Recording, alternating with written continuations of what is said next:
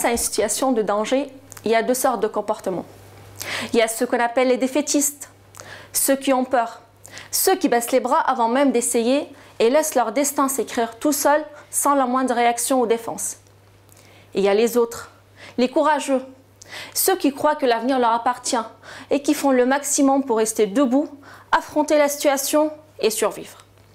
Vous vous demandez pourquoi je vous raconte tout ça? Tout simplement parce que dans le monde bactérien, les micro-organismes se comportent de la même façon vis-à-vis des traitements antibiotiques. Les bactéries défaitistes meurent en présence d'antibiotiques car naturellement elles ne sont pas équipées pour se défendre et elles ne font rien pour changer. Mais il existe des courageux, les guerriers du monde bactérien. C'est vrai, nous les humains ça ne nous arrange pas, mais c'est comme ça, on n'y peut rien. Ces bactéries se rebellent et décident de changer et de se préparer contre les attaques extérieures. C'est ce qu'on appelle la résistance. La résistance aux antibiotiques peut être les résultats des différents changements génétiques chez la bactérie guerrière. Ces changements varient en fonction de la molécule d'antibiotique et de la bactérie elle-même. La modification de la cible de l'antibiotique est le mécanisme le plus fréquent. Ce changement de forme, une sorte de camouflage on peut dire, empêche l'antibiotique de reconnaître sa cible, ce qui rend les traitements inefficaces.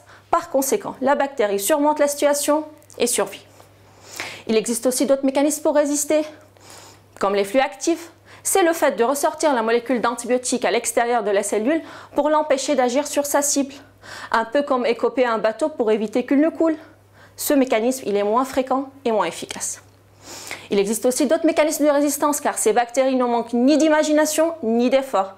Elles ont une seule idée dans la tête, résister pour survivre. Bref, mon sujet de thèse consiste à faire un documentaire sur Mycoplasma bovis, une bactérie qui cause des problèmes respiratoires chez les bovins et qui depuis quelques années s'avère résistante aux antibiotiques. Ce véritable problème qui préoccupe aussi bien les éleveurs que les vétérinaires est le résultat des politiques de traitement mal encadrées en médecine vétérinaire. C'est un vrai enjeu économique, surtout que l'antibiothérapie est le seul moyen pour lutter contre ces maladies en absence de vaccin. Étant une journaliste de guerre, métier que j'ai voulu faire à une époque, je cherche à comprendre ce comportement de résistance récemment observé chez ces bactéries en leur demandant le secret. Est-ce une modification de la cible? Est-ce un effet actif? Ou c'est peut-être les deux mécanismes, ou carrément un autre? Ce documentaire avec toutes les révélations et les témoignages sera diffusé lors de ma soutenance de thèse prévue fin 2016.